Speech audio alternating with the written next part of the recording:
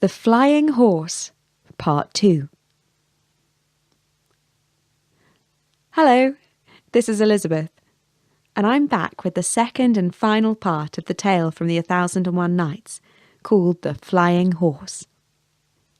If you have heard the first part, you will know that an inventor has presented the King of Persia with a horse that can fly. His son, the prince, has indeed flown away on it to Bengal, where he has found a beautiful princess. The guards discovered him in her chamber, and he was almost killed on the spot. The King of Bengal has agreed that instead he may die a noble death, fighting his masked guards in the morning. This is where the great storyteller, Scheherazade, left us last time. At first light, the King of Bengal reviewed the imperial guard as it lined up before his palace. The guard was 10,000 in number, and it bristled with spikes and swords. Banners fluttered in the wind, drums beat, horses stomped the ground, officers called out commands, troops wheeled and manoeuvred. It was an awesome sight, even for a seasoned general. On this day, the imperial guard was commanded to fight a single man, an idle young romantic, a foppish and foolish prince who had slipped into the chamber of a princess. The prince stood alone and faced the ranks of soldiers. The king stood on the wall of his palace and called out to him, "Now, Prince of Persia, bid farewell to the princess who you sought to marry without the consent of her father. Had you but asked my favour, I would have granted it gladly. Now you must ready yourself to receive the sharp points and swords of my army." And the prince replied, "But, King, you do not deal with me fairly. Is it fitting for a prince to go into battle on foot? I was practically born in the saddle. Bring me my steed, and I shall meet your army on horseback." The king saw no harm in this request, and asked him where his horse was tethered. "Why, it waits for me on the roof of the palace." Now everyone who heard this thought that the young man had lost all his reason. Here was the explanation for all his strange behaviour. His pleasant face and gracious manners belied the fact that he was stark raving mad. But the king indulged the condemned man's whim and commanded his slaves, "Go up to the roof of the palace and bring me what you find there." It was a struggle for 6 strong men to fetch the ebony horse, for it was indeed solid and heavy. The king smiled when he saw that it was a toy made of wood. Trying not to laugh, he said, "Mount your horse, O prince. There are those would doubt your sanity, for by Allah the Magnificent, you are 1 in a million. But as you are my guest, you shall not hear me say that your reason is cracked. Now go to your death like a true prince, and do not dishonour the king your father in the manner of your parting from this world." "Nor shall I," replied the prince, and with a flourish of his hat he leapt onto his horse. Once he was settled in the saddle, he turned the screw that would take the horse upwards in the air. All watched as it began to judder and rock, and its belly filled up with some sort of gas. Then, all of a sudden, it did what none of the onlookers expected. It took off into the air and flew above the heads of the army. When the king saw this, he had the presence of mind to call out, "Archers, shoot him down! Do not let the sorcerer escape. If you do, you shall all be sorry." A cloud of arrows took flight, but fell short of the magnificent horse, which, with its rider, was already heading for the sun. From the safety of the air, the young prince thought of the princess he had left behind, and said, By Allah, I shall not forget you, my dearest Sana, for that was her name. He also realised that his own father would be stricken with worry and grief for his safety, and he pointed his flying horse in the direction of Persia, from whence he had come only the day before. His heart was filled with gladness when he recognised the palace of his father from the air. But when he landed, it was a different story. The whole court was dressed in mourning clothes and grieving his loss. When he ran inside and found his father, mother, and sisters, great was the joy as they embraced and were reunited with the prince whom they thought had gone forever. There followed a week of feasting and celebration. Everyone in the kingdom took part. The Shah even ordered that the prisoners all be released. And among the criminals who came back to the daylight was the inventor of the flying horse. Meanwhile, in the palace, the king rued the day he had bought the infernal contraption, and forbade his son to ever go near it again. "For now I see," he said, "that the air is the kingdom of the birds, and it is wrong for a groundling to attempt to fly. Science is a sin. We should all obey the laws of nature, or else humankind will surely be the author of its own destruction." So happy was the prince to be reunited with his family that for a moment he forgot his beautiful princess, Sana. But not for long. At the height of the feasting, a lovely handmaiden strummed a lute and sang. "Time dies, but it does not forget. The seconds pass, but not my love. At the end of eternity, I shall meet you yet."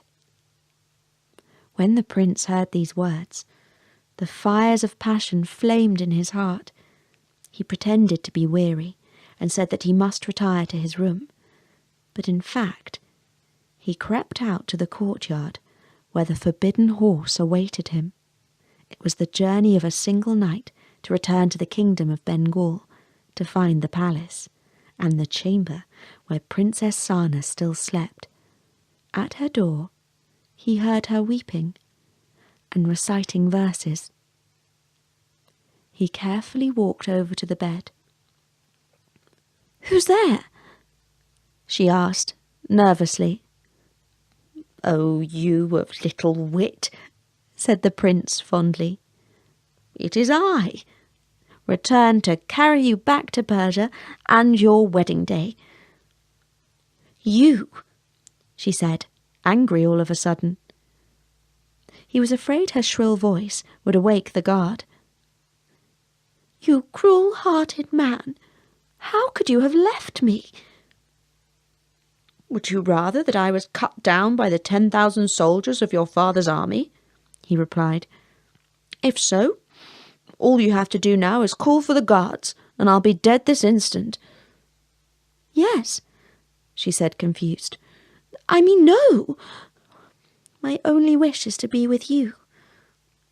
And they fell into each other's arms. As it would soon be daylight, he swiftly led her up to the roof, from where they escaped on board his wonderful flying horse. Away they flew, but with great skill. The prince made the horse travel softly, so as not to alarm the princess. By midday they had returned to his father's palace, where he had been hardly missed. When his father saw the young prince's choice for a bride, more elegant than a gazelle, more gentle than the warm west wind, brighter than the moon, he rejoiced in his son's good taste and judgment. He called for preparations to be made of yet another feast, to celebrate the wedding of his son to Princess Sana.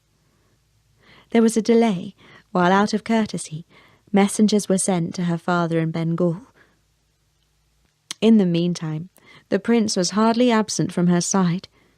But of course there were times when official duties, or the pleasures of hunting and companionship with his cronies, called him away. On one such occasion, the young princess was walking in the garden when she was approached by a man who seemed to her eyes very old and rather hideous in face and figure. "Oh, Princess," he said, "your beloved has had to leave to another city on urgent business of his father.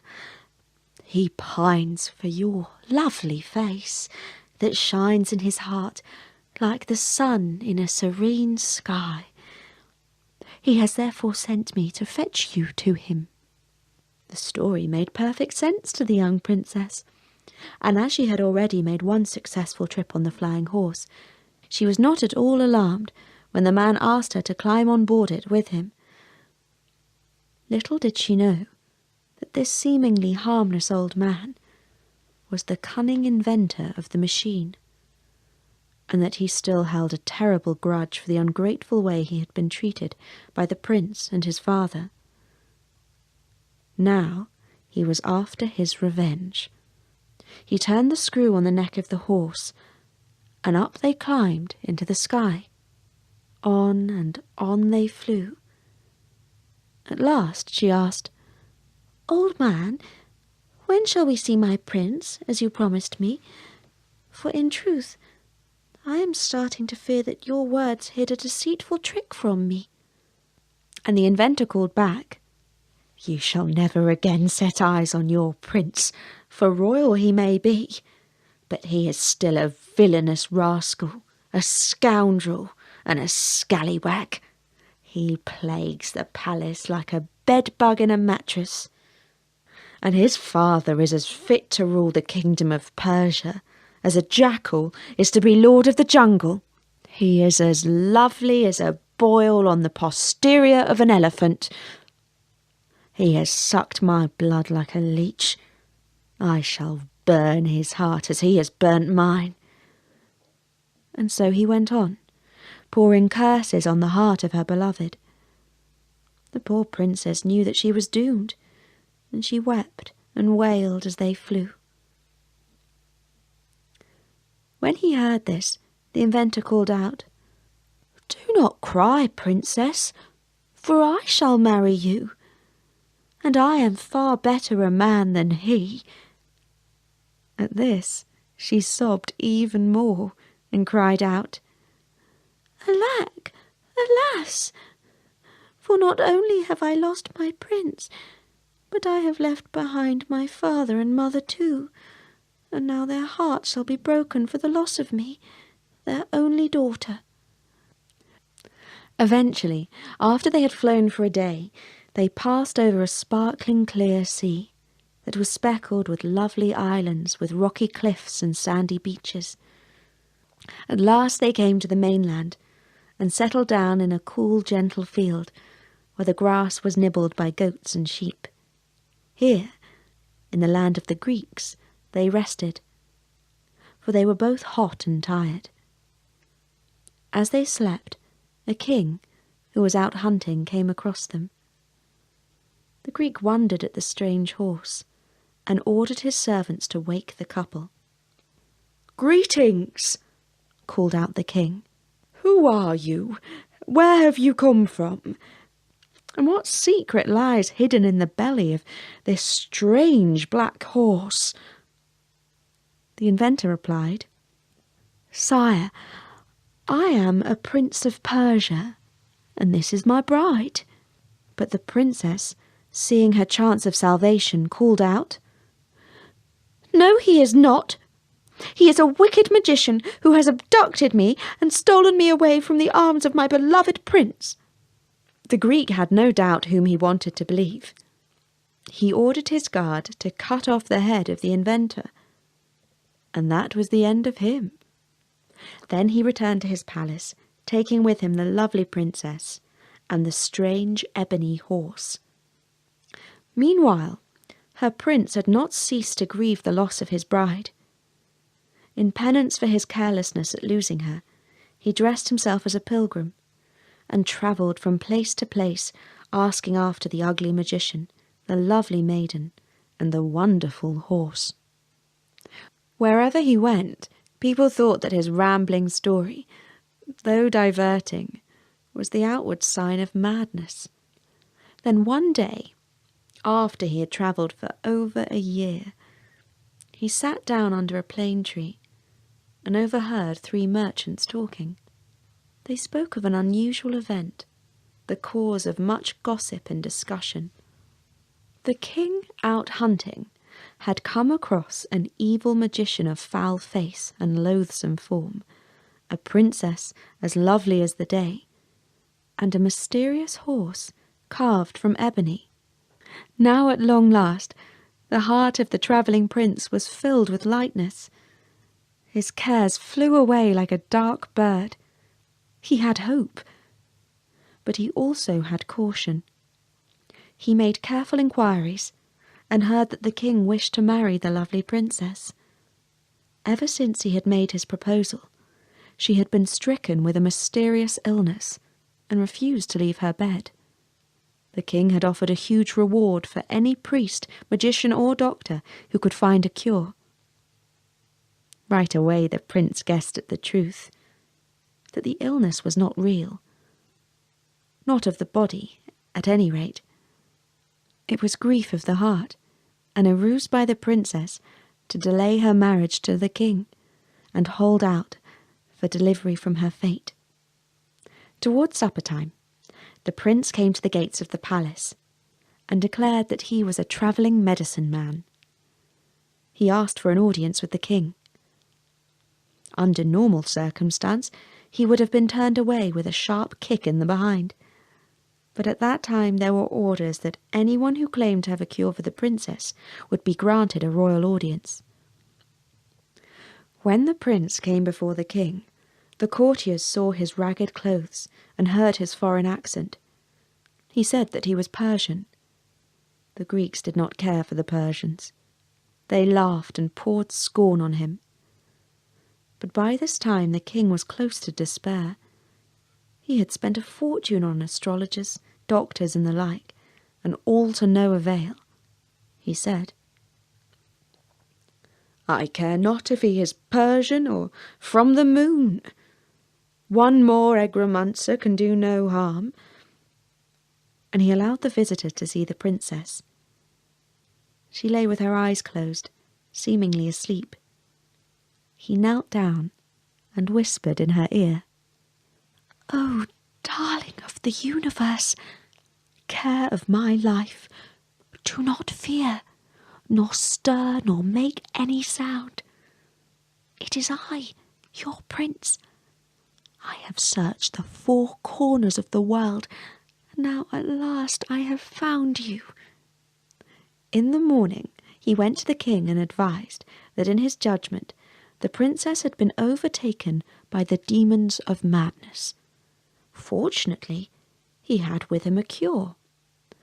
Powerful candles and fuel for the fire that would burn with sweet-smelling smoke and drive the demons from her body.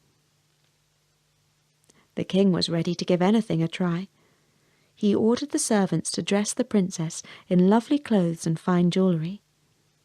They led her into the courtyard that was already cloudy with smoke of incense.